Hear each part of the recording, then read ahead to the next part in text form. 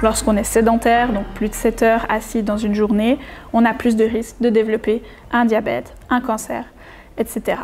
Et les personnes migrantes qui ont difficilement accès à ces informations, soit par la barrière de la langue, mais peut-être aussi simplement la non-connaissance du système, sont des personnes plus à risque de ces maladies non transmissibles.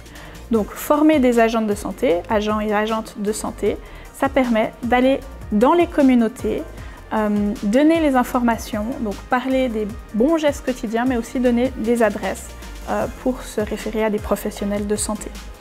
On va donner des ateliers soit au sein de notre association, dans nos locaux à la Maison internationale des associations, sur des lieux de vie, comme dans des foyers, par exemple des foyers de l'Hospice général, ou encore dans des associations, donc des milieux de rencontres, de loisirs au plus proche de la population.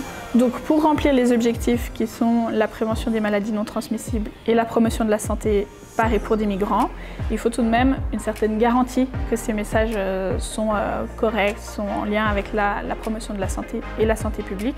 Donc dans notre équipe, on a actuellement une diététicienne et une psychomotricienne, donc vraiment ce qui touche à l'alimentation, la motricité et la santé mentale.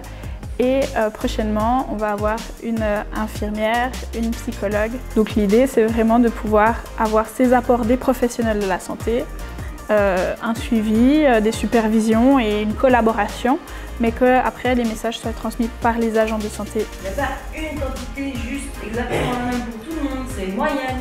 C'est normal que ça change. Je peux expliquer l'équilibre. Les migrants, ils ont beaucoup de stress du fait qu'ils ont laissé la famille, le travail, toutes les choses derrière pour aller commencer par zéro.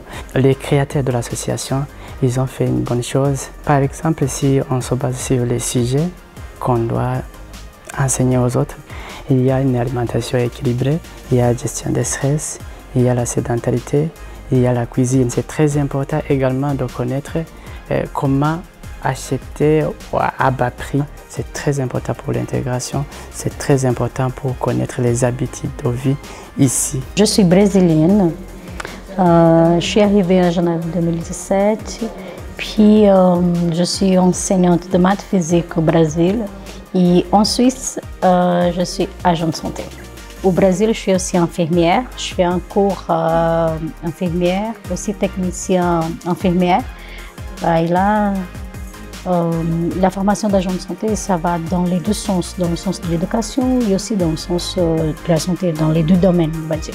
La seule chose que je dois dire, c'est merci à l'équipe qui m'a donné la possibilité d'être ici, de faire mon parcours et puis de dire alors, c'est bien, tu as bien réussi et tu as la chance, la place.